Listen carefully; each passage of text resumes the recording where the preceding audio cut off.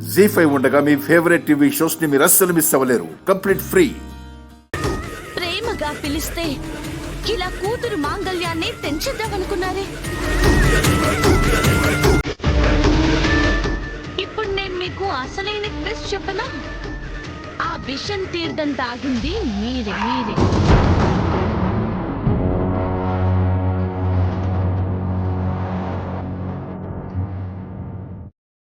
లేదు, నేను మంచిదే ఇచ్చాను.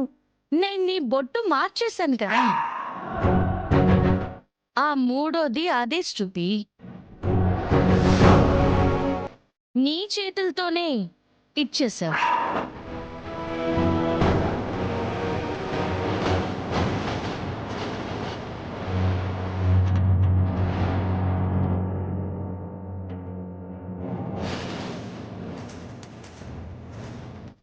చెమటలు పడుతున్నాయా?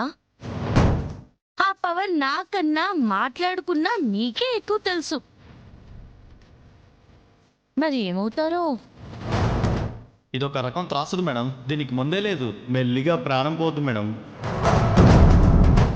ఒసే శృతి, ఎంత పని చేసావే? అది సుబ్బుకిస్తే మంచి పని చేసినట. తర్వాత తిడదు గాని ముందు నన్ను కాపాడండి. సుష్మిత, నువ్వైనా నన్ను కాపాడు. నా భర్తను చంపి నన్ను విధవరాగి చేద్దామనుకున్నావు. నిన్ను కాపాడాలా? అసలు నువ్వు ఒక తల్లివేనా?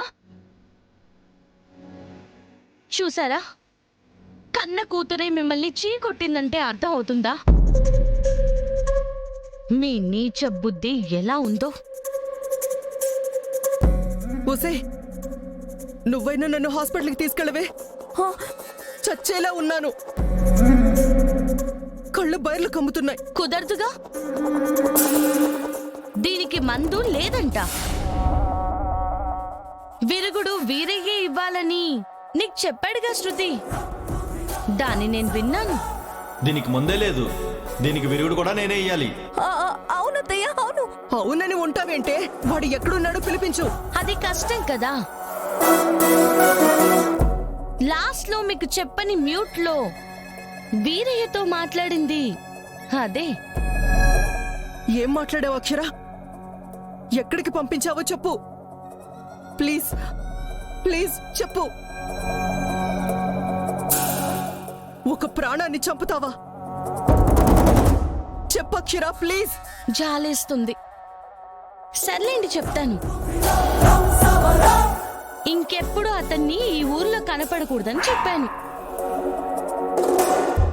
బస్ ఎక్కి వాళ్ళ ఊరు వెళ్ళిపోతానని బస్ స్టాండ్కి వెళ్ళిపోయాడు. పదవే, అక్కడే పట్టుకుని విరుగుడు తీసుకుని మింగేస్తాను. సరే అత్తయ్య, పద పద. వెళ్ళు. ఆ రోజు మా అమ్మని ఎంత ఇబ్బంది పెట్టావు, మమ్మల్ని ఎంత బాధ పెట్టావు. ఆ పరిస్థితి ఇప్పుడు నీకొచ్చింది. వెళ్ళు.